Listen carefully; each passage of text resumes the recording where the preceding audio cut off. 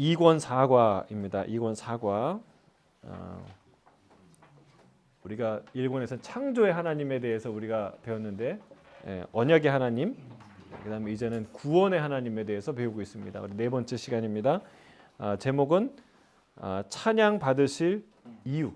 오늘의 그 이야기의 핵심은 홍해를 가른, 홍해를 통해서 완전히 애굽의 남은 군대를 수장시키시고 완전히 자유케 하시는 하나님의 구속의 완성, 그런 놀라운 하나님의 구원의 하나님을 우리가 그 다루는 시간입니다. 그 만나는 시간이에요. 자, 신학적 주제 읽겠습니다. 시작. 하나님은 대적자를 심판하시고 신실하게 자기의 백성을 인도해 구원하심으로써 영광을 드높이십니다. 성경은 스토리예요. 스토리. 스토리는 좀 갈비 같아요. 그러니까 뭐 뜯어먹을 게 많아요. 그러니까 스토리는 그냥 막 먹다 보면은 막 그냥 영양분이 들어가듯이 스토리는 쭉 읽다 보면은 어느새 그 안에 중요한 성경이 말하는 세계관, 가치관, 하나님이 얘기하시는 놀라운 신학적 지식들이 이렇게 들어가게 돼 있어요. 근데 이 출애굽의 스토리는 특별히 어떤 그 하나님을 보여주느냐, 어떤 이야기냐, 그 출애굽을 여러분 열심히 읽으시고 이 이야기를 묵상하시고 기억해야 되는데, 왜냐하면 여기에 그동안 역사 가운데 감추어졌던, 보이지 않았던, 창조하셨고 이 땅을 다스렸으나 스스로를 나타내지 않았던 그 하나님이 드러나세요. 역사 가운데 그 위대한 모습을 드러내고 그 놀라운 이름을 드러내세요. 그게 이제 출애굽 사건이에요. 이 하나님이 듣도 보도 못한 그 세상의 어마무시한 그 신들을 완전히 그냥 진멸시키고 하나하나, 그 뒤에 보면요, 우리 부록에 그 12가지 재앙의 정리가 잘 돼 있어요. 뒤에 보면은 뭐 속죄제물 뭐 이런 자료들이 있어요. 근데 애굽의 재앙 그 12가지가 쭉 나와 있는데, 하나님이 재앙 하나하나 할 때마다 하나님이 심판하시는 애굽 신들이 있어요. 애굽 신들. 나일강은 하피, 나일강의 범람의 신 하피.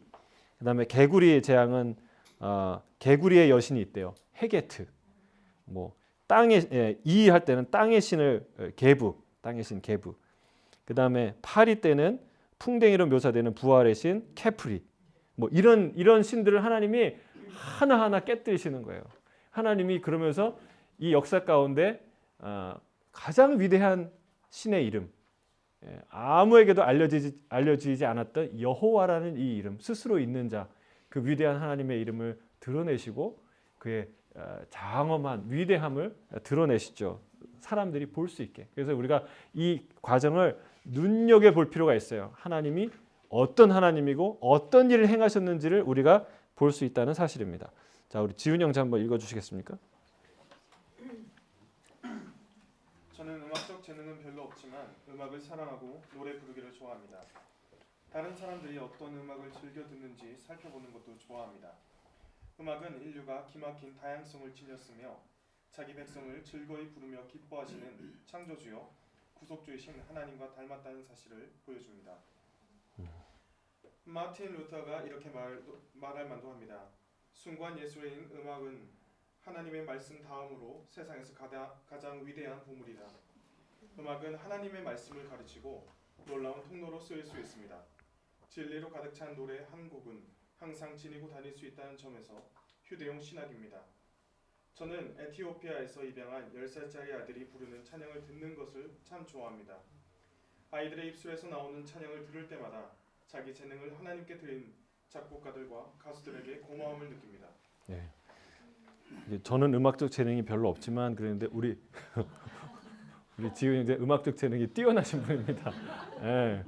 뭐 다 하세요. 뭐 찬양인도, 기타, 건반, 그 다음에 전자기타도 치시죠? 그리고 또 뭐죠? 뭐 해요? 찬양도 찬양도 하고, 그리고 또 율동도 하고, 못하는 거 빼고 다 하세요. 음악적 재능이 아주 뛰어나신 분인데 본인이 좋아하는 찬양 있어요? 저요? 좋아하는 찬양 가수라든지 예배자라든지? 저는 찬송가 항상 호주 와서 제일 많이 부르는 찬양인데요. 하늘을 두루마리 삼고 바다를 먹는 그 크신 하나님의 사랑 가기로 해서. 역시 목사님의 아들의 포스가 느껴져요. 보통 젊은이들 이런 찬양 안 하는데 우리 전도사님도 그렇고 예. 우리 축복입니다. 이게 목사님의 아들들이 와서 우리를 섬긴다는 게 참, 이게 근데 제가 지난주에도 소개한 그 이란의 정치 지도자 예수님 믿은 사람이 그 예수님 믿고 예수님 너무 좋다고 간증하는데 그 사람 얘기가 그 사람 얘기 속에 기독교에 와 보니까 교회에 깜짝 놀란 게 음악이에요. 음악. 왜냐하면 이슬람은 음악을 금기시하거든요. 안 가르치고요. 죄악시하거든요. 예. 근데 뭐 무슨 일 나는 줄 알고 저 뒤에 앉아갖고 조마조마해갖고 제일 끝에 앉았대요. 도망가려고. 무슨 일 나면 음악을 하니까 두려운 거예요. 근데 처음 느낀 거죠. 이런 기쁨과 영광과 이 찬양의 이 노래를 들을 때 이 사람이 여기는 새로운 세계다. 여러분 천국은요 놀라운 찬양의 나라예요. 듣도 보도 못한 우리가 이 땅의 지상에 있는 사람은 흉내내지 못할 아름다운 찬양이 선포되는 곳인 줄 믿습니다. 그 이 요한계시록이나 뭐 이런 데 보면 수룹들이 큰 소리로 막 요동치는 소리로 뭐 거룩하다 근데 막 비명 소리고 큰 목소리고 막 이런 소리로만 들리겠지만 그게 아니라 너무나 아름다운 찬양, 그런 웅장한 찬양이 지축을 흔들리는 그런 찬양이 퍼지는 곳이 천국이라는 것이죠. 우리 하나님은 그런 찬양을 받으실 만한 분이에요. 이거는 성경이 가르쳐주지 않으면 몰라요. 어느 나라에도요 기독교 국가만큼 이 성경 하나님을 섬기는 나라만큼 풍성한 찬양과 노래를 가진 분 하나 없어요. 그런 나라는 없어요. 왜냐하면 우리는 하나님을 알면 알수록 찬양이 나오니까. 그리고 하나님이 우리를 노래하는 존재로 만드셨어요. 노래를 잘할 수 있을 뿐만이 아니라 노래할 능력도 주시고 노래할 이유도 주셨어요. 삶이 아름답고 삶을 노래하지만 그거는 세상 사람들의 노래고요. 뭐 나가수 정도에서 하는 노래고요. 우리는 그 이상의 영적인 정말 영혼에서 울려나오는 깊은 노래와 기쁨의 찬양들이 나오는 그것을 하나님이 지으셨어요. 그런 노래할 이유들을 주셨어요. 근데 가장 중요한 이유를 오늘 선포하는데 그게 구원이라는 거예요. 하나님이 우리에게 구원을 행하셨다는 거예요. 값없이 놀라운 구원, 아무도 할 수 없는, 아무도 흉내낼 수 없는, 아무도 요구할 수 없는 그 놀라운 구원을 행하셨다고 오늘 얘기하는 거예요. 그게 노래의 이유다. 우리가 찬양의 이유고 예배의 이유다. 저는 여러분 날마다 예배할 때마다 구원의 감격과 구원의 아름다움과 구원의 놀라움을 선포하는 저와 여러분 되길 주의 이름으로 축복합니다. 그게 발견되고 누려지고 선포되는 곳이 교회예요. 우리가 구원 받기 위해서 이 자리에 오셨습니까? 아니죠. 구원 받았기 때문에 오신 거예요. 여러분 우리가 착각하면 안 되죠. 우리가 구원 받기 위해 이 자리에 온 게 아니라 구원 받아서 온 거예요. 할렐루야. 이스라엘 백성이 구원 받았기 때문에 찬양한 것처럼 구원 받았기 때문에 광야로 간 것처럼 여러분 우리가 구원 받았기 때문에 그 부르심을 따라 이 자리에 온 거예요. 그래서 우리는 하나님께 찬양하는 거예요. 우리를 부르신 하나님, 우리를 구원하신 하나님, 그 하나님을 찬양해야 할 줄로 믿습니다. 우리 전 집사님 좀 읽어주시겠습니까? 출애굽기 15장에 아주 오래된 찬송가 한 편이 실려 있습니다. 분명 모세는 출애굽한 직후 이 노래를 기록했을 것입니다. 이 노래는 다른 노래들처럼 노랫말에 풍성한 의미가 담겨 있습니다. 이스라엘 백성은 하나님의 구원 진리를 휴대하고 언제든 이 노래를 통해 하나님의 능력과 은혜를 회상할 수 있었습니다. 어디서 이런 찬양의 표현이 나왔을까요? 이 세션은 이스라엘 백성이 애굽을 떠나 홍해를 건널 때 무슨 일이 일어났는지를 보여줍니다.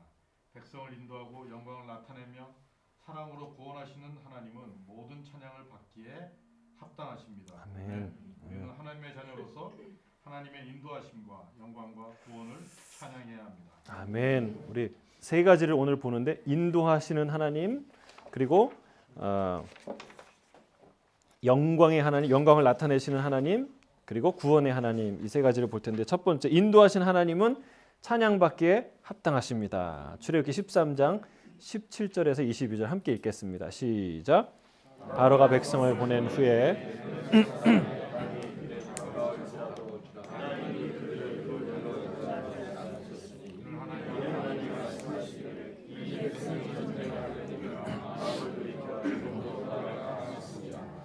그러면 하나님이 홍해 광야 길로 돌려 백성을 인도하심에 이스라엘 자손이 애굽 땅에서 대열을 지나올 때에 모세가 요셉의 유고를 가졌으니 이는 요셉이 이스라엘 자손으로 단단히 맹세하게 하여 이르기를 하나님이 반드시 너를 찾아오시리니 너는 내 유고를 여기에서 가지고 나가라 하였음이더라. 그들이 숫곳을 떠나서 광야 끝 에담에 장막을 치니 낮에는 구름 기둥으로 그들의 길을 인도하시고 밤에는 불 기둥을 그에게 비추사 낮이나 밤이나 진행하게 하시니 낮에는 구름 기둥 밤에는 불 기둥이 하나님이 이스라엘 백성을 인도하시는데 블레셋 사람의 땅으로 해변길로 블레셋이라는 민족은 해변에 있었던 민족이거든요. 그 길로 가지 않고 하나님 광야길로 돌려 보냈다. 왜냐? 여러분 우리도 여기 그 호주 이 넓은 땅에 와 보니까 사람들이 다 어디 있어요? 해변에 있잖아요. 그러니까 그때 이 좀 산다 하는 사람들은 다 해변에 있는 거예요. 그러니까 거기 그 길은 편하긴 하지만 그 길을 지나가면 전쟁을 피할 길이 없는. 그러니까 우리가 저 아웃백 쪽으로 돌려서 이제 가는 거예요. 하나님이 그렇게 인도하시. 근데 하나님이 왜 그렇게 하셨습니까? 여기 보니까 이 백성이 전쟁을 하게 되면 마음이 돌이켜 애굽으로 돌아갈까 하였습니다. 참 기가 막히지 않습니까? 그 위대한 하나님을 10가지의 재앙을 통해서 완전히 묵사발을 다 애굽을 만드신 하나님의 그 위대함을 봤는데 그래도 또 돌아갈까요? 돌아갈 수 있다는 거예요. 이게 참 그게 우리의 모습이라는 것이죠. 여러분 그 위대한 하나님을 보고서도 그 지긋지긋한 노예 생활로 다시 돌아가고자 하는 옛 습관이 우리 안에 있다는 거예요. 그래서 여러분 우리의 기억이 중요하다고 그랬죠? 뭘 기억해야 돼요? 왕년에 잘 나간 거 기억하면 안 돼요. 예? 세상에 뭐 하나님 뭘 먹으라 그랬어요? 6월절에 쓴나물을 먹으라 그랬어요. 쓴나물. 예. 여러분 지금 하나님의 구원의 길, 믿음의 길을 가는데 지금 쓴나물, 내가 고생의 길을 간다. 지금은 쓴나물이고 그때는 고기가 많아요. 이건 거꾸로라는 거예요. 그렇지 않다는 거예요. 여러분 세상에 왕년에 있을 때 잘 나가는 것 같으나 내가 정말 세상의 죄의 돈의 노예가 되었던 쓴나물을 먹었던 시절이다라는 것을 기억해야 돼요. 그래야 다시 안 돌아가죠. 지금 고생하는 광야길 가는 것 같으나 하나님이 만나로 채우시는 매일매일 먹을 것으로 부족함 없이 채우시는 위대한 하나님의 임재를 경험케 하시는 그런 아름다운 길을 간다는 걸 기억해야 돼요. 이 거꾸로 기억하면 안 돼요. 그러면 우리가 망하는 거예요. 그럼 우리가 원망하는 거예요. 그래서 이게 하나님이 그래서 이 그 초신자들 처음으로 이렇게 예수 믿고 나오는 사람들의 기도 응답을 잘 들어주시는 이유가 다시 돌아갈까봐, 다시 세상으로 돌아갈까봐. 네. 그래서 그렇다고 여러분 우리의 기도를 안 들어주시는 거 아닌 줄 믿습니다. 더 잘 들어주시죠. 조금 뜸들이지만 하나님이 더 좋은 걸 주시려고 하는 거죠. 그렇죠? 그러니까 어렸을 때 막 보칠 때는 나쁜 거지만 그래도 하나 더 줄 수 있잖아요. 예. 그런데 마음 상할까봐 뒤로 쓰러져 넘어서 뇌진탕 걸릴까봐. 근데 하나님은 우리가 성숙해 가면 갈수록 하나님은 더 좋은 것을 응답하시는 하나님이에요. 자 우리 이 집사님 한번 읽어주시겠습니까? 예. 이수경 집사님. 예. 이스라엘이 지름길인 바닷가 길로 출애굽하지 않은 것에 주목하십시오. 그 길로 가면 2주도 안 되어 도착할 것입니다. 그만큼 빠른 길이지만 최선의 길은 아닙니다. 곳곳에 적들이 포진해 있는데 이스라엘은 아직 싸울 준비가 되어 있지 않았기 때문입니다.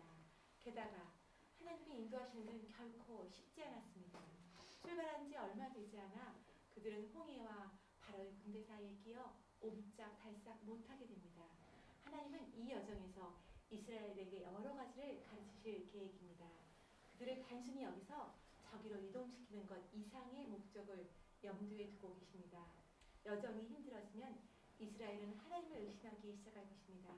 마치 우리가 인생 여정에서 그렇게 하는 것처럼 말입니다. 우리는 삶의 여러 상황에서 무슨 일이 일어나고 있는지 알지 못합니다. 그러나 우리는 하나님의 지혜를 신뢰하고 그분이 선하시며 주권적인 뜻을 이루시는 분임을 믿어야 합니다. 비록 어디로 가는지는 알지 못해도 인도자가 계심은 분명히 알 수 있습니다. 아멘. 아멘. 우리 두 번째 단락의 끝에 단순히 여기에서 저기로 이동시키는 것 이상의 목적이 있다는 것을 염두에 둬야 됩니다. 그렇죠? 하나님이 그냥 이렇게 몰고 가시는 것 같지만 하나님은 선하시고 위대하신 뜻을 갖고 계세요. 그래서 여러분이 그냥 한국에서 시드니로 온 거 아니고, 그렇죠? 이 동네에서 저 동네 가는 거 아니고, 하나님이 반드시 어떤 목적과 이유가 있어서 우리를 인도해 가고 계시다는 사실을 반드시 믿으시길 바랍니다. 그걸 염두에 두셔야 돼요. 광야에 뭐 쓸 데가 있겠어요? 광야에 무슨 목적이 있겠어요? 그 사람들이 생각하기에. 그렇잖아요. 도시로 가면 목적이 있죠. 거기에 뭐가 있겠다. 광야에 뭐가 있겠어요? 하나님이 상상할 수 없는 위대한 하나님의 계획들이 그 안에 있었다는 사실입니다. 그래서 우리가 힘들어지면 불평하는데 원망하는데 그거 하기 전에 기억해야 되는 건 어디로 갈지는 몰라도 하나님이 우리와 함께 계신다. 이 사실을 꼭 기억하라는 것이죠. 하나님이 주권적으로 우리의 삶을 보이는 대로 이루어지지 않고 보이는 것을 하나님의 의도대로 바꾸어 가시고 선하게 이루어 가신다는 믿음이 우리 안에 있어야 한다는 사실입니다. 창세기 50장 20절에 뭐라고 합니까? 당신들이 나를 해하려 하였으나 하나님이 그것을 무엇으로 바꾸사? 선으로 바꾸사. 오늘과 같이 많은 백성의 생명을 구원하게 하려 하셨나니. 로마서 8장 28절 우리가 알거니와 하나님을 사랑하는 자 곧 그의 뜻대로 부르심을 입은 자들에게는 모든 것이 합력하여 뭐를 이루니라? 선을 이루니라. 여러분 믿습니까? 아멘. 하나님 그러니까 두려운 거 없어요. 걱정할 거 없어요. 하나님 다 선을 이루실 거예요. 반드시 이루실 거예요. 예, 담대한 마음으로 가시기를 바랍니다. 자, 왜 이따금씩 하나님의 인도하심이 믿겨지지 않을까요? 왜 그럴까요? 예, 눈앞에 불가능한 현실이 있기 때문에, 그렇죠? 하나님이 기이한 방법으로 우리 인도하시기 때문에 우리가 믿겨지지 않을 때도 있지요. 예, 예. 자, 그 다음에 우리 김성수 집사님 한번 읽어주시겠어요? 신실하신 인도자인 하나님은 이스라엘을 밤낮 없이 아주 기이한 방식으로 인도하십니다. 낮에는 구름 기둥으로 밤에는 불 기둥으로 인도하신 것입니다. 다시 한번 불이 하나님의 임재를 현시합니다. 많은 학자가 그건 단지 구름이었을 것이라고 주장하면서 이 기적을 부인하고 있습니다. 그러나 구름 기둥과 불 기둥이 40년 동안 이스라엘 백성 앞에서 진행했습니다. 그리스도의 지상 사역과 승천 이후 우리는 새 언약 안에서 그보다 더 나은 것 아니 더 나음을 모시게 되었습니다. 바로 믿는 자마다 그 안에 거하시는 성령입니다. 바울은 여러 곳에서 믿는 자들을 거쳐로 언급했습니다. 골로새서에서 그분은 새 언약에 관해 묘사하며 이렇게 말했습니다. 너희 안에 계신 그리스도시니 곧 영광의 소망이니라. 그리스도께서 성령으로 믿는 자 가운데 계십니다. 그것은 유대인이든 이방인이든 마찬가지입니다. 그리스도께서는 흠악이나 성전이 아닌 믿는 자 안에 거하시는데 믿는 자가 곧 하나님의 거처입니다. 예수님은 승천 후에 성령을 보내실 것을 언급하면서 이렇게 말씀하셨습니다. 그는 너희와 함께 거하시며 또 너희 속에 계시겠습니다. 믿는 자라면 인생 여정에서 자신이 혼자가 아님을 알아야 합니다. 우리는 보아처럼 남겨지지 않습니다. 하나님 우리 가운데 계시며 각자의 마음속에도 계십니다. 구름 기둥은 없지만 대신 성령이 내주하셔서 친히 진리 가운데로 인도하십니다. 아멘. 이거 참 신기하게 하나님이 이스라엘에 내가 함께한다. 임마누엘, 내가 너와 함께한다. 내가 너를 인도한다라는 이 사인을 잊을 수 없도록 눈에 보이도록 보여주셨어요. 그게 뭡니까? 불기둥, 구름기둥이에요. 여러분 불기둥, 구름기둥이 하나님 실제로 40년간 이스라엘 백성 가운데 밤낮 있었다고 믿으세요? 이게 잘 안 믿어지잖아요. 여기도 수많은 학자들이 그건 단지 구름이었을 거라고 주장하면서 이 기적을 부인한다는 게 기가 막혀요. 왜 이럴 거면 왜 믿나? 뭘 믿나? 참 그렇지 않습니까? 아니 그 학자라까지 되신 분들이 왜 이거를 못 믿나? 뭘 도대체 믿나? 여러분 우리 하나님이 왜 구름 기둥으로 못 인도하시겠어요? 그렇죠? 왜 불기둥으로 못 인도하시겠어요? 여러분 그 이상도 하시죠. 하나님이 매일 그렇게 하지 않으시죠. 여러분 지금도 막 교회마다 불기둥이 막 있고 막 교회마다 구름 기둥이 있고 그러면 좀 믿으시겠습니까? 아 사람들은 그렇게 안 그럴걸요. 저건 자연 현상이다. 그래서 무슨 뭐라 그럴 거예요. 근데 여러분 하나님이 이 역사상 하나님의 인도하심을 분명하게 알 수 있도록 보여주신 거예요. 보이지 않는 하나님, 볼 수 없는 하나님이 우리가 볼 수 있고 느낄 수 있도록 하나님이 보여주신 게 바로 구름 기둥과 불 기둥이에요. 여러분 이게 성경을 읽을 때요, 우리가 들어가서 깊이 묵상하고 봐야 될 장면들이 있어요. 이런 부분이에요. 제가 지난주에 우리 이경희 권사님 보내주신 그 강의 하나를 제가 들었는데 우리 순장님들 아마 다 들으셨을 거예요. YM에서 레위기를 강의하는 목사님이 하시는 강의였는데 그 제사 드릴 때 어떤 프로세스로 제사를 드리냐. 이제 우리 보통 이제 양과 소나 염소를 갖고 오면은 우리가 기도하고 제사장이 다 잡고 다 알아서 하고 하나님께 드리고 예배 드리는 걸로 생각하는데 그게 아니라는 거죠. 양과 소를 우리가 저 멀리서부터 끌고 와야 돼요. 자기 집에서부터. 흠이 나면 안 돼요. 흠 나면 다시 갖고 와야 돼요. 그 먼 여정을 갖고 와서 그리고 그걸 하나님 앞에 드리는데 자기가 안수해서 자기의 죄를 전가시키고 기도를 하고 그리고 그것을 갖고 온 사람이 잡는 거예요. 근데 잡는 방법도 이게 전문 도축자가 아니면 잘 안 죽는데요. 이게 정수리를 찍는 방법, 미간을 찍는 방법, 그 다음에 목을 따는 방법, 그 다음에 이제 꼬챙이로 이렇게 쭉 해가지고 그다음에 심장을 찌르는 방법 이게 있는데 뭘로 선택하시겠습니까? 다 어렵대요. 근데 그게 실제로 이렇게 하면은 한 번에 안 죽는다는 거예요. 피가 터지고 그 동물의 죽음 소리가 나고 정말 피가 다 묻고 그거를 하는 거예요. 그 사투 죽이는 과정.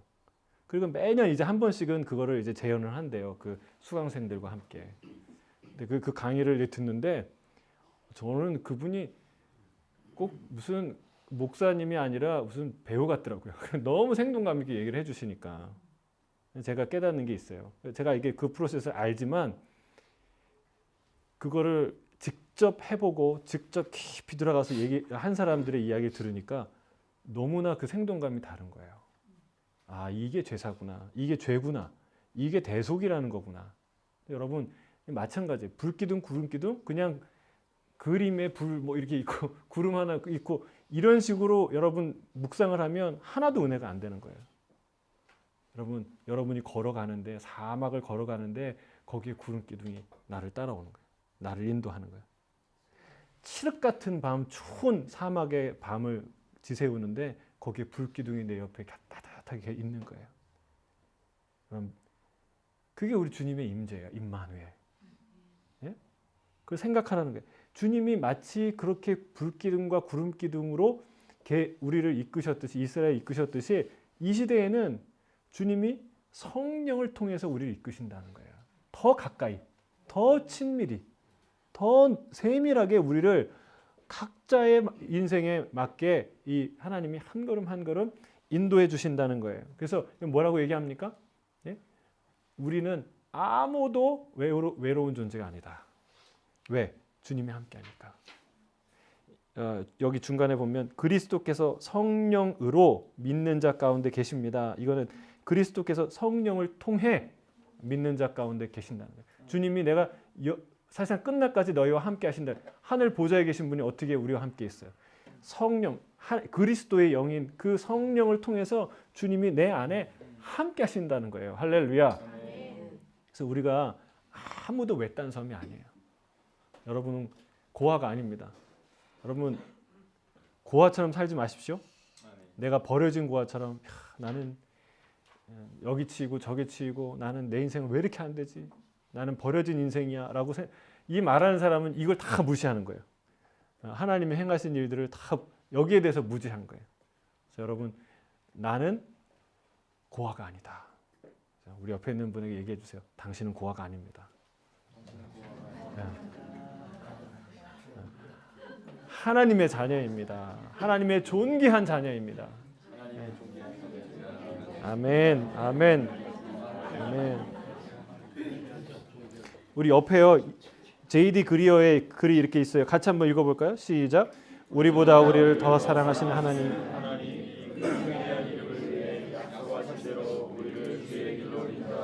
여러분 이게 믿어지십니까? 우리보다 우리를 더 사랑하시는 하나님. 여러분을 더 사랑하시는 하나님이 믿어지세요? 믿음이 참 좋으시네요. 나는 내가 믿고 내가 한심하고 내가 그럴 때 하나님은 그렇지 않아요. 여러분 우리 자녀가 자기가 사춘기 때 자기가 믿고 자기가 싫고 할 때가 있잖아요. 근데 부모는 너무나 사랑스럽잖아요. 너는 무엇으로도 바꿀 수 없는 게 너다. 하나님이 나를 나보다 더 사랑하세요. 하나님이 나를 나보다 더 잘 아세요. 하나님이 나를 나보다 더 가까이 계세요.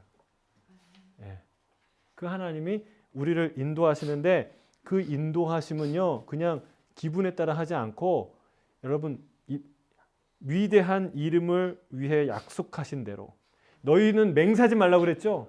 너희는 그 맹세를 지킬 이 능력이 없으니까 스스로 거짓을 행하게 되니까 맹세하지 말라. 근데 하나님은 맹세하세요. 자기의 이름을 두고 맹세하세요. 왜? 그것을 지킬 수 있으니까. 지키기 위해서 약속을 주신 거예요. 자기의 이름을 걸고 인격을 걸고 맹세하셨어요. 시편 23편에 뭐 자기의 이름을 위하여 의의 길로 인도하신도다. 놀랍지 않습니까?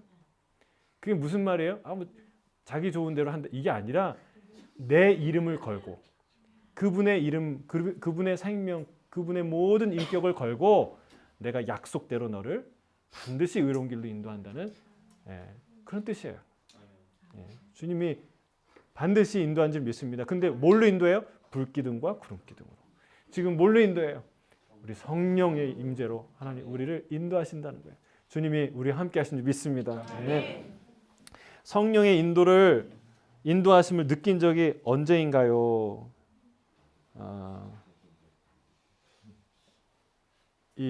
제가 생각해 보니까요. 가만히 생각해 보니까 다 내가 한 것 같아요. 근데 뒤를 돌아보면 다 하나님이 하신 것 같아요. 그러니까 이게 비밀을 제가 깨달았어요. 우리 성령님은요 인도하시는데 생색 내시는 분이 아니고 이렇게 잡아 끄는 비인격적으로 누군가를 막 그냥 개줄 걸고 이렇게 끌듯이 질질 끄는 게 아니라 인격적으로 우리 인도하시는 분인 걸 알았어요. 마치 내가 한 것처럼 하나하나 내가 보고 내가 판단하고 내가 결단하고 내가 순종하는 것처럼 하나님이 그냥 성령님께서 툭 살짝 건드려 주시는 거예요. 왜 그 있잖아요. 우리 자녀들이 정말 저걸 했으면 좋겠는데 그걸 해라 그러면 안 할 것 같고 하라 그러면 자존심 상할 것 같고 그럴 때 이렇게 하잖아요. 이렇게 여러 가지 해갖고 하게 하잖아요. 마찬가지로 주님이 너 그것 좀 하지 하면 쉬울 텐데 그렇게 안 하시고 하게끔 여러 가지로 우리를 움직이시는 거예요. 내가 한 것 같아요. 다 돌아보면 내가 결단한 것 같고 내가 이민 온 것 같고 내가 교회 온 것 같고 내가 다 한 것 같아요. 그런데 돌아보면 내가 한 게 아니에요. 여러분 우리가 우리를 알잖아요. 여러분 열심히 했지만 여러분 세상에 열심 갖고 됩니까? 여러분 열심히 하면 다 뭐 NSW 대학 들어가고 시드니 대학 들어가고 서울 대학 들어가고 다 그렇습니까? 뭐 대기업 다 들어가고 자기가 원하는 대로 다 의사 되고 그렇습니까? 아니, 열심 갖고 안 되는 게 세상이에요. 근데 어떻게 여기까지 왔어요? 어떻게 우리가 이렇게 왔습니까? 한순간 한순간 하나님이 우리를 인도하시는 대로 우리가 이끌림 받은 거예요. 뒤돌아보면 알아요. 뒤돌아보면 내가 올 수 없는 길인데 하나님, 저는 너무너무 뒤돌아보면 감사한 게 어떻게 제가 이렇게 귀한 성도님들과 이렇게 아름다운 교회를 만들어 갈 수 있을까. 이건 진짜 선물이에요. 그리고 하나님이 하시는 일이에요. 놀라운 일들을 하나님이 그렇게 하나하나 행하고 가신다는 사실이죠. 자, 과거 하나님의 인도하심을 돌아보는 것은 앞으로 하나님이 당신을 인도해 주실 것을 확신하는데 어떻게 도움이 될까요? 너무나 도움이 되죠. 어떤 걸 알 수 있냐? 변덕이 없으신 하나님, 신실하신 하나님. 그래서 우리가 그 하나님을 신뢰할 수 있죠. 물론 여러분 그 변덕이 없으시다라고 해서 하나님이 늘 고리타분한 분이다, 그거 아니에요. 하나님 늘 새로우세요. 왜냐하면 장님이 코끼리 만지듯이 우리가 하나님을 아주 부분적인 부분만 우리가 인식할 수 있어요. 그런데 그건 하나님의 거대하심이고 하나님의 장엄하심이지 하나님의 신실함은 변하지 않아요. 하나님이 이스라엘에게 행했던, 하나님이 나의 인생에게 했던 그 신실함은 변함이 없는 거예요. 그래서 우리가 인생을 돌아보면서 우리가 깨달았고 느꼈던 그 하나님을 기억하는 게 그래서 중요한 거예요.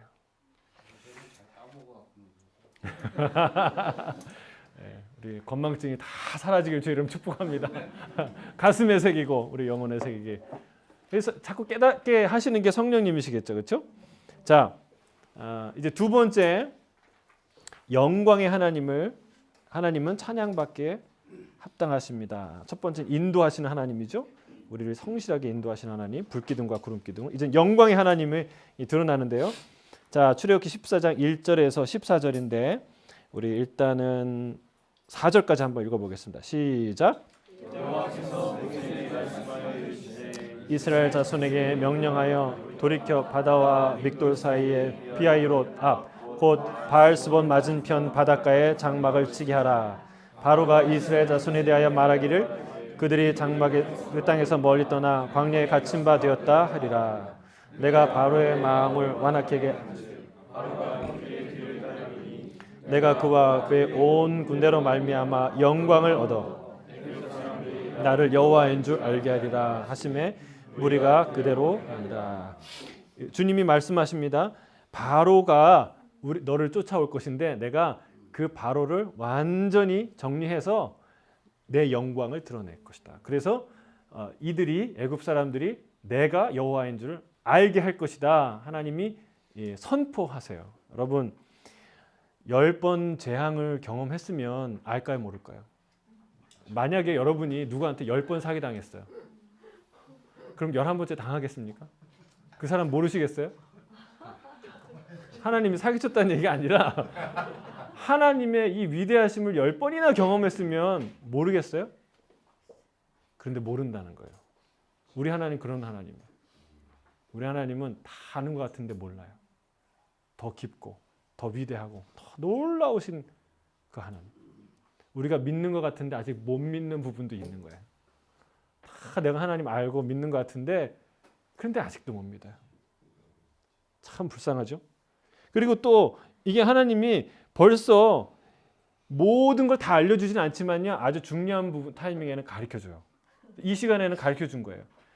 애굽 군대가 너희들 쫓아올 거야. 그런데 걱정하지 마. 내가 다 수장시켜서 나의 영광을 드러낼 거야. 그리고 나서 그 모든 대로 순종했다고 써 있어요. 그럼에도 불구하고 또 그 다음 일들이 일어나요. 자, 5절부터 우리 9절까지 함께 읽겠습니다. 시작.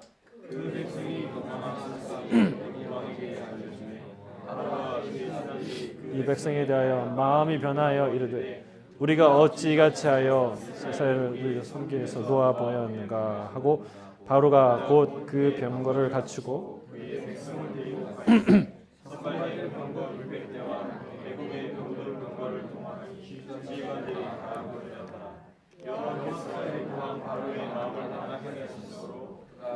이스라엘 자손의 길을 따르니 이스라엘 자손이 담대히 나갔습니다. 애굽 사람들과 바로의 말들 병거들과 그 마병과 그 군대가 그 뒤를 따라 바알스몬 맞은편 비에이롯 곁 이제 그들이 쫓아오죠. 막 쫓아오는데 근데 우리가 여기서 볼 거는 봐야 될 것은 그 이스라엘 백성이 떠나버린 거예요. 떠나보니까 떠나고 나니까 너무 허전하고 내가 너무 바보 같고 다 당한 것 같고 안팎으로 완전히 그냥 바보가 된 것 같아요. 후회 막심하죠. 그러니까 마지막 힘을 씁니다. 예, 여러분 정말 그렇게 당하고도 또 갈까요? 왜 이렇게 따라갈까요? 여러분 놓을 거를 놓지 못하면 이렇게 돼요. 예, 우리가 하나님이 놓으라고 하나님이 하셨는데 끝까지 못 놓는 거 있어요. 예를 들면 부도수표. 여러분 1억짜리인데 수표 1억짜리인데 분명 1억짜리인데 부도가 났어요. 이것만 있었으면 내 인생이 달라지고 우리 회사가 부도 안 나는데 근데 부도가 났는데 어떻게 해요?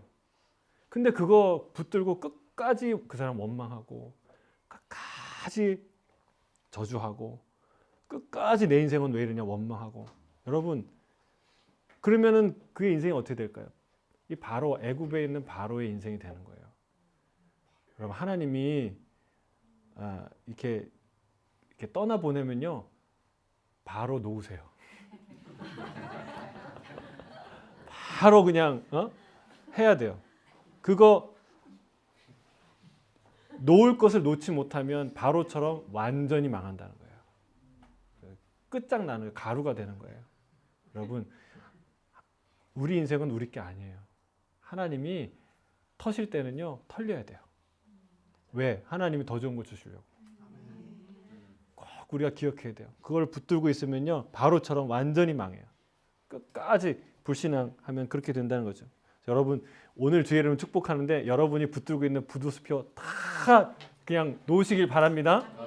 예, 인생의 어떤 부도수표든지 다 그냥 던져버리세요. 저 홍해 바다에 그냥 확 그냥 던져버리세요. 그리고 하나님의 영원한 약속의 말씀 붙드세요. 인생이 바뀔 거예요. 자 10절 읽겠습니다. 10절부터 시작. 눈을 들어 본즉 애굽 사람이 자기를 이스라엘 자손이 심히 두려워하여 여호와께 부르짖고 또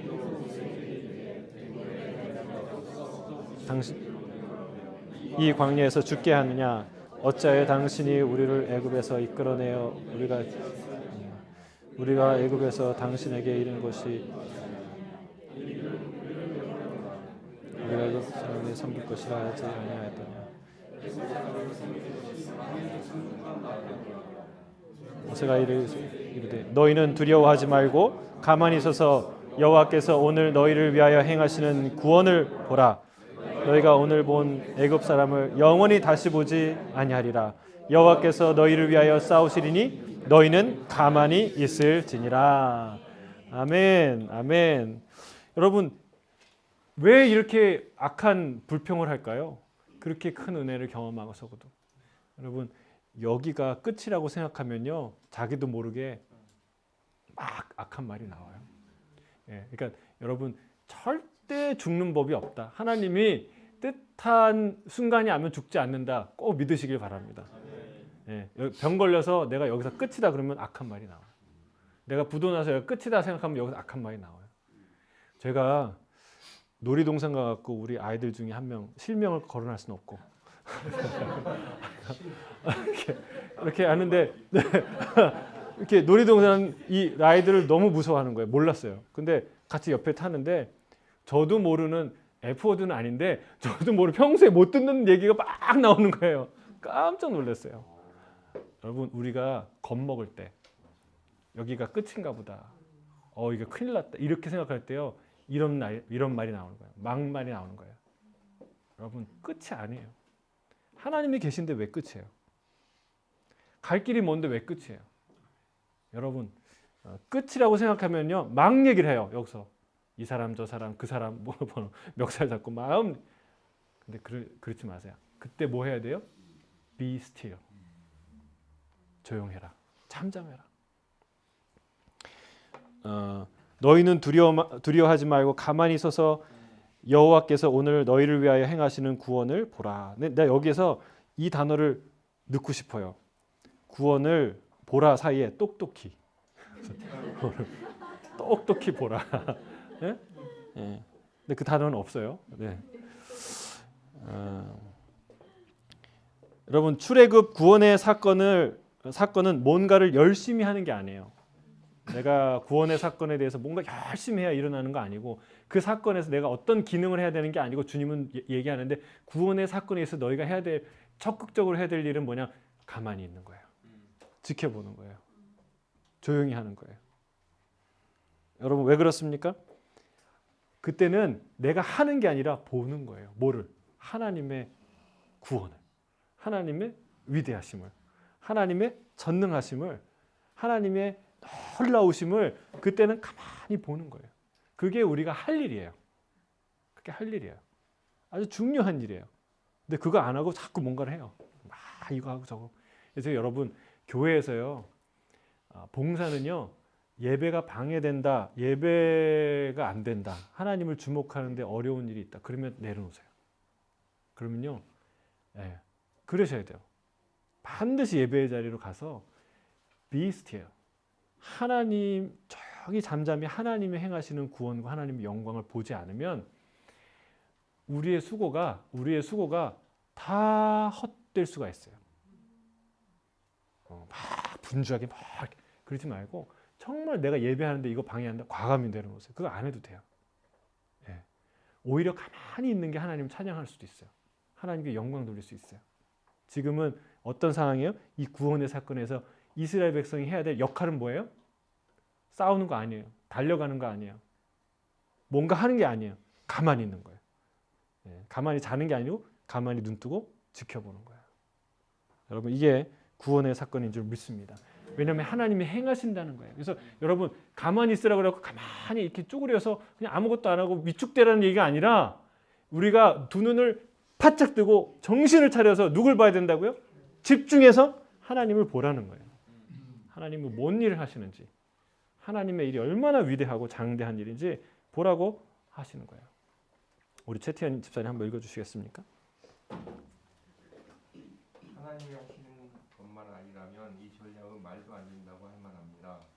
하나님은 애굽으로부터 벗어나 행진 중이던 이스라엘에 다시 돌아가서 바다와 사막 가운데 장막을 치라고 명령하셨습니다. 바로가 추격해 오면 그들은 꼼짝없이 갇힐 것입니다. 이야기가 계속됨에 따라 우리는 바로가 하나님의 백성을 얼마나 끈질기게 뒤쫓는지 보게 됩니다. 하나님이 말씀하신 그대로입니다. 바로는 자기가 좋은 전략을 펼치고 있다고 생각했겠지요. 하지만 실제로는 하나님의 계획대로 흘러가고 있었습니다. 이스라엘을 추격할 때 아마 좋은 전차를 동원했을 것입니다. 사용 가능한 모든 군사적 이점을 활용했을 것입니다. 바로는 이스라엘이 패배해 다시 의외로 전략할 것이라고 확신했을 것입니다. 바로는 전투가 시작되기도 전에 숭정가부터 불렀을 것입니다. 하지만 그 예상은 완전히 틀렸습니다. 참 기가 막히죠. 왜냐하면 도간에 든 쥐라고 생각했을 거예요. 싸움을 한두 번 했겠습니까 바로가? 그리고 그 애굽 전차 골랐죠. 여기 뭐라고 읽었습니까? 선발된 병거 600대. 그러니까 특수 전차죠. 특수 전차. 그리고 일반 전차 모든 병거를 다 동원했어요. 근데 그리고 그 사람들은 어디 가냐면 이쪽은 바다고 그리고 양쪽에는 그 산이 있는 벽이 있는 곳으로 일부러 가서 진을 친 거예요. 이제는 죽었다. 니들 도망갈 데도 없고 잘 됐다. 쾌재를 불렀겠죠. 근데 어떻게 됐습니까? 그게 하나님의 유인 작전이라는 것을 모르는 거예요. 하나님이 통쾌하게 그것을 반전시키시죠. 이게 여러분 사탄은요 절대로 여러분 끝까지 안 놓습니다. 그러니까 우리가 정신 차려야 돼요. 끝까지 우리를 안 놓기 때문에 우리가 정신 차려야 돼요. 기도해야 돼요. 근데 중요한 거는 그보다 더 위대한 하나님도 우리를 안 놓는다는 거예요. 자, 그리고 이게 사탄의 실력이라는 거예요. 승리하는 것 같은데 패배하는 거. 이게 사탄. 여러분 톰과 제리를 보셨습니까? 볼 때마다 가슴이 아프거나 저렇게 잔혹한 영화가 있을까? 톰이 그 쥐 한 마리 잡으려고 그렇게 생고생을 하잖아요. 근데 다 잡은 것 같은데 그 덫을 치고 뭔가를 하는 것 같은데 항상 당해요. 그것도 아주 어마무시하게 당하죠. 이게 사탄이에요, 사탄. 예, 사탄은요 승리하는 것 같은데 망해요. 그게 유명한 사건이 십자가 사건 아닙니까? 예, 하나님의 종을 그냥 쥐도 새도 모르게 하루 만에 여러분 그렇게 재판을 사형 집행을 할 수가 없어요. 예, 그렇게 할 수가 없는데 하루 만에 쥐도 새도 모르게 탁 했다. 얼마나 통쾌했을까요? 근데 그게 역사적인 우주적인 사건이 됐어요. 정말 온 인류를 이 죽음의 권세에서 깨트리는 생명의 역사를 주는 놀라운 사건이 됐어요. 할렐루야. 이게 하나님의 승리예요. 이게 사탄의 한계예요. 여러분 사탄은 반드시 패배합니다.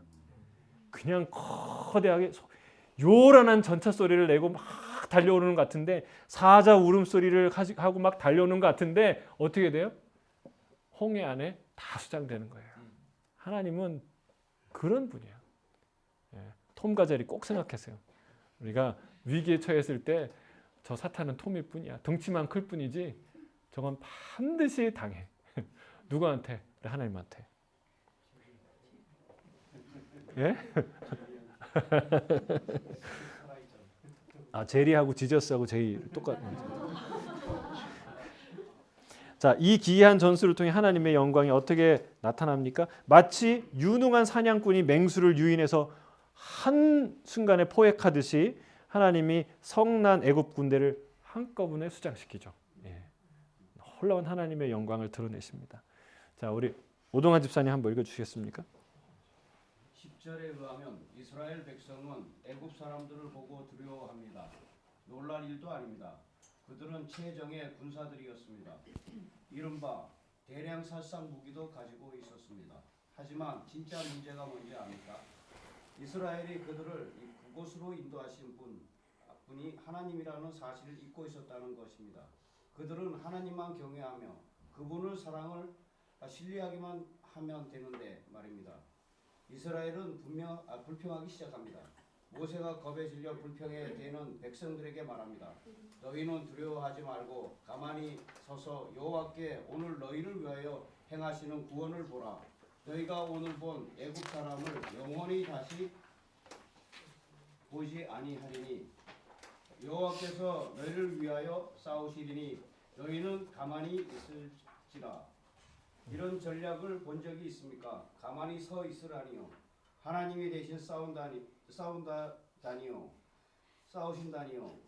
그러나 이것은 대단히 뛰어난 전략입니다.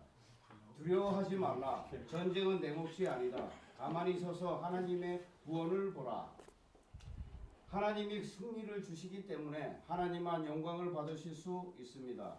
이것은 이스라엘의 승전고가 아니라 하나님의 필적할 바 없는 비교 불가능한 영광을 나타내는 이야기입니다. 아멘, 아멘. 여러분 여기에 보면 레슬리 뉴비긴이 이런 말을 해요. 그리스도인에게 희망이란 단순히 불확실한 미래에 대한 인간적인 갈망이 아닙니다. 희망은 살아계신 하나님으로부터 비롯되었으며 하나님의 약속에 기초합니다. 레슬리 뉴비긴은 신학자이면서도 선교사였는데 이 글이 참 멋있어요. 그렇죠? 희망이라는 것은 불확실에 대한 미래의 인간적인 갈망이 아니라는 거예요. 어떤 거예요?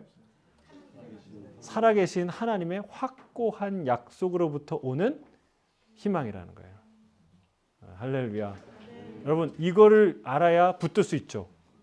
여러분 디딤돌이 단단하다는 걸 믿어야 그 위에 딛고 일어서죠. 여러분 우리의 희망이란 디딤돌 그것은 하나님의 약속이라는 거예요. 아무도 흔들 수 없는 약속이라는 것을 알았을 때 우리가 그 위에 설 수 있어요. 붙들 수 있다는 사실입니다. 그래서 be still 하는 걸 기억하세요. 꼭 오늘 기억하세요. be still, be silent. 이렇게 그 영어 번역에 좀 그렇게 나오지만 be still이라는 것은 무슨 뜻이에요? 첫째로는 떠들지 마라. 예, 떠들지 마라. 그 이사야가 아하스를 향해서 첫 번째로 한 얘기가 조용히 하라죠. 떠들지 마라. 떠드는 거예요. 떠드는 사람 반장 이름 적어놨듯이 애들이 저기 막 쳐들어온다고 막 떠든 거예요. 두렵다고 네 잘못이다 내 잘못이다 이거 해야 된다 저거 해야 된다 계속 떠든 거예요. 이거 어떡하지? 그럴 때 해야 될 게 뭐예요? 그때 회의할 게 아니라 그때는 be still. 첫 번째는 떠들지 마라. 함부로 말하지 마. 함부로 발설하지 마라. 함부로 네 생각 얘기하지 말고 함부로 네 생각 의지하지 마라. 두 번째는 두려워 말라. 예, 두려워 말라. 안심하라. be still 하는 건 두려워서 막 분주하고 벌벌벌 떠는데 가만히 있으라는 거예요. 뭐예요? 두려워하지 마라. 내가 정리할게. 세 번째는 뭐예요? be still이라는 건 주목하여 보라. 주목하여 보라. 내가 어떤 일을 하는지 어떤 일이 일어나는지 너는 가만히 지켜봐라. 내가 이제 뭔가 일어날 것이다. 그러니까 그 얘기예요. 가만히 있어라는 얘기는 내가 뭔가를 할 것이다라는 뜻이죠. 여러분 우리가 하나님 앞에 가만히 있길 바랍니다. 떠들지 않고 두려워하지 않고 주목하여 보기를 주의 이름으로 축복합니다. 질문에 있죠. 죄의 매인 노예 근성은 구속받은 후에도 우리 마음에 어떤 영향을 미칩니까? 참 중요한 질문인 것 같아요. 사실은 이 원망과 불평은요, 뭐 믿지 않는 자들에게는 워낙 원래 있는 트레이드 마크지만 사실 여기에서의 그 원망과 불평은 믿는 자들, 하나님을 경험한 자들 안에서 일어나는 원망과 불평 아닙니까? 그렇죠? 우리도 예수님 믿고 구원 받았지만 우리 안에 원망과 불평이 일어날 때가 있다는 거예요. 그건 뭐 때문에 일어나냐? 여기서 얘기하죠. 죄의 매인 노예 근성이라는 게 아직까지 우리 안에 있다라는 거예요. 원망, 불신, 포기하게 하는 것, 그리고 죄의 습성으로 구습으로 돌아가려 하는 것, 이런 게 우리 안에 있다는 사실이에요. 그걸 어떻게 해야 돼? 그때 어떻게 해야 돼요? be still. 떠들지 말고 두려워하지 말고 뭘 봐야 돼요? 하나님의 구원을 봐야 돼요. 자, 마지막 세 번째, 구원의 하나님은 찬양받기 합당하십니다. 출애굽기 14장 21절부터 31절입니다. 함께 읽겠습니다. 시작.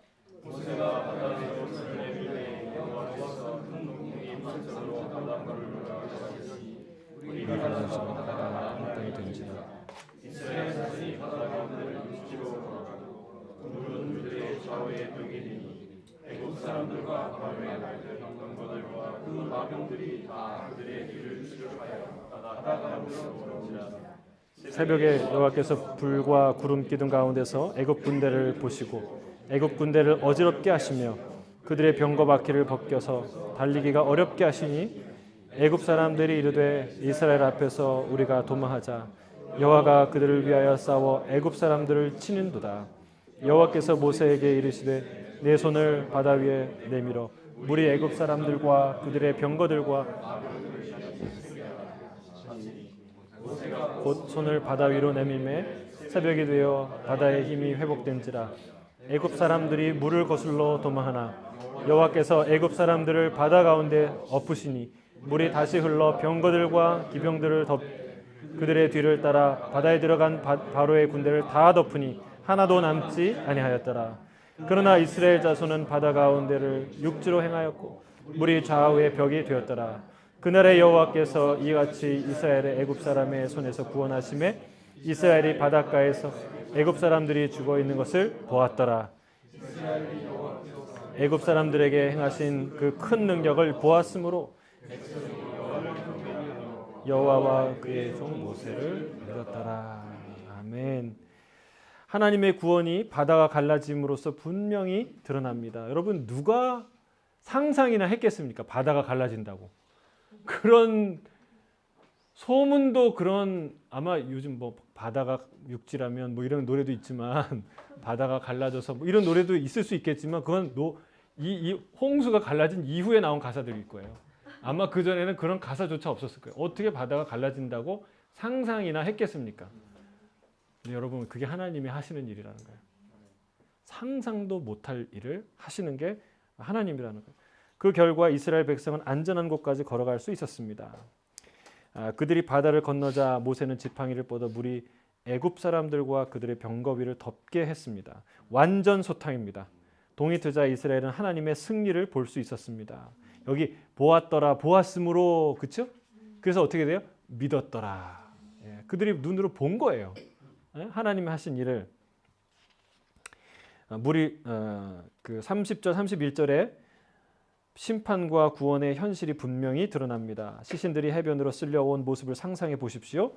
거룩하신 하나님 앞에 회개할 줄 모르던 사람들의 끔찍한 최후입니다. 믿음을 거절한 사람들은 심판의 물에서 죽음을 맞았습니다. 반면 믿는 사람들은 심판의 물에서 구원을 받고 행복해합니다. 그들은 믿음을 통한 은혜로서 반대편으로 인도된 것입니다. 여기 이제 하나님의 백성이라고 나와 있죠. 핵심 교리 78 하나님의 백성을 같이 읽어보겠습니다. 시작. 즉 교회를 하나님의 백성으로 묘사합니다. 유대인과 이방인으로 이루어진 교회는 하나님이 그리스도의 대속적인 죽음을 통해 세우셨습니다. 교회는 두 가지 의미로 쓰입니다. 첫째, 그리스도의 주되심 아래 언약을 맺은 사람들로 구성된 교회입니다. 둘째, 모든 시대에 그리스도를 믿는 모든 사람으로 이루어진 우주적인 교회입니다. 하나님은 주의 백성인 교회를 보호하시고 돌보시며 교회는 하나님의 다스림 아래 살기를. 자, 두 개의 교회의 모습을 얘기해. 하나는 개개의 지역 교회, 우리 같이 예수 따라가는 교회, 또 뭐 주한 교회, 무슨 교회, 하나님이 찾으시는 교회, 사람 살리는 교회, 이런 교회들이 있고, 그러나 그 우주적인 교회, 모든 하나님의 백성을 통칭하는 그런 우주적인 교회, 두 가지의 교회가 있다. 그럼 보이는 교회와 보이지 않는 교회. 우리가 그렇게도 가견적 교회, 비가견적 교회. 보이지 않지만 우리가 모두가 하나가 되는 교회. 여러분, 우리 교회는 하나인 줄 믿습니다. 우리가 다른 교회 다니는 성도들이라고 쌀쌀맞게 하면 되겠어요, 안 되겠어요? 남의 일이라고 생각하면 되겠어요, 안 되겠어요? 우리가 정말 축복의 통로가 됐으면 좋겠어요. 물론 우리도 축복을 받지만 누군가로부터 축복을 받았기 때문에 우리가 여기 있죠. 그렇죠? 우리도 또 누군가로부터 흘려가는 거예요. 우리 교회가 개척했지만 개척한 거 아니에요, 사실은. 수많은 은혜 위에 우리가 서 있어요. 그렇죠? 하나님의 교회는 이미 시작되었어요. 그리고 하나님 오실 때, 주님 다시 오실 때 완성돼요. 그런 우주적인 교회의 마음을 갖고 있어야 우리의 생각도, 우리의 마음도 우주적인 마음이 돼. 그래야 그 김집사, A집사 뭐 하나 갖고 저 교회 뭐 이거 갖고 다투거나 싸우지 않아요. 우리가 우주적인 식견을 가지고 그런 비전과 꿈을 가지고 여러분 섬기는 그런 교인이 되길 주의 이름 축복합니다. 자, 이 출애굽의 이야기는 구원받은 그리스도인의 삶에 어떤 일이 일어나는 걸 보여줍니다. 자, 우리는 무엇으로부터 구원받았습니까? 속박. 속박으로부터 구원받았어요. 자, 우리 허경 집사님 한번 읽어주시겠습니까? 이스라엘 백성은 노예 상태에서 해방되었습니다. 이것은 구원의 예시입니다. 그러나 문제가 있습니다. 육체적으로는 출애굽에 성공했지만 마음은 여전히 애굽에 매여 있었던 것입니다. 이 이야기는 우리와 어떤 관련이 있습니까? 하나님 우리도 속박에서 구원해 주셨습니다. 하지만 속박은 다양한 양상을 보입니다. 객관적으로 우리는 예수님을 통해 정죄에서 놓여 자유를 얻었습니다. 징벌도 없습니다. 우리는 객관적으로 유죄 판결을 받았으나 예수님을 통해 풀려났습니다. 그런데도 주관적으로는 여전히 애굽으로 돌아가려는 문제로 고심합니다. 노예가 아님에도 불구하고 노예처럼 살려고 합니다. 자, 거기 잘 읽으셔야 돼요. 객관적으로 유죄 판결을 받았으나 예수님을 통해 풀려났습니다. 거기까지가 한 문장이죠. 네? 객관적으로는 우리가 유죄 판결을 받았지만 예수님을 통해서 풀려났습니다.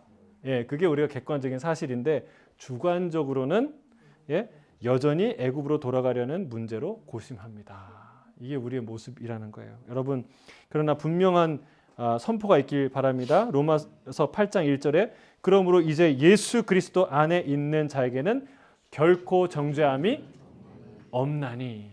예, 할렐루야. 죄로부터 속박이에요. 완전한 속박.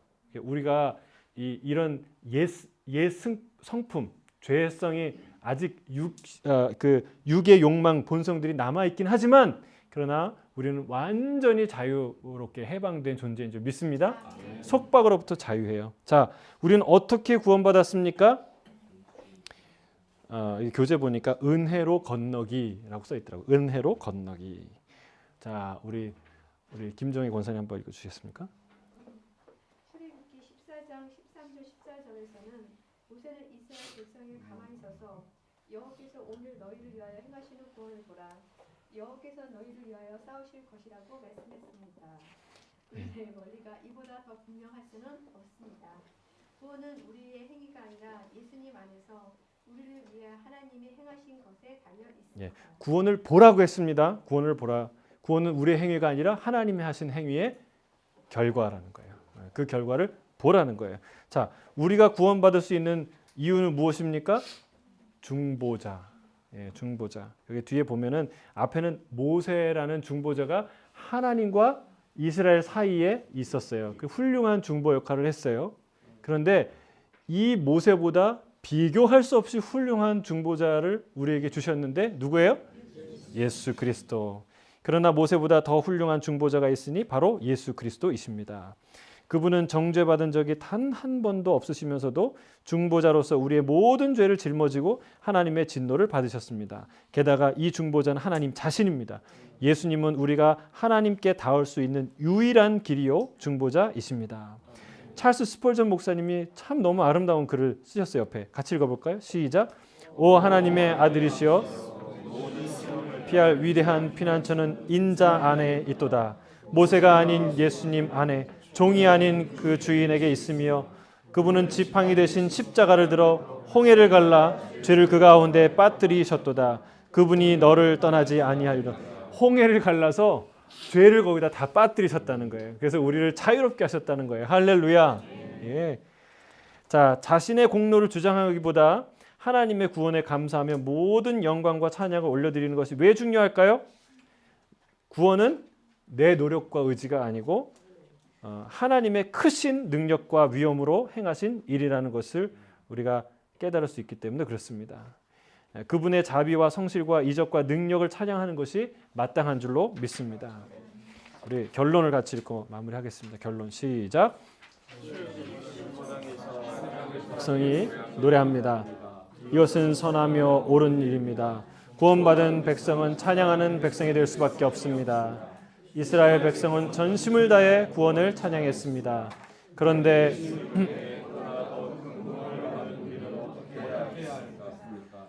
귀하게 여기는 대상 당신의 구원의 하나님을 귀하게 여기고 있습니까? 또한 소중히 여기 주님이 소중하지 않습니까? 무엇도 하나님께 비할 수 없습니다. 아멘. 우리 비할 수 없는 위대한 구원의 하나님을 찬양합니다. 아멘. 할렐루야. 말과 탄자와 그 모든 이 바로의 군대를 하나님 홍해에 집어넣으신 주님을 찬양합니다. 하나님 그 마귀의 권세를 깨뜨리신 사망의 권세를 깨뜨리신 주님을 찬양합니다. 우리 다시 한번 영광의 박수를 주님 앞에 올려드리겠습니다. 아멘.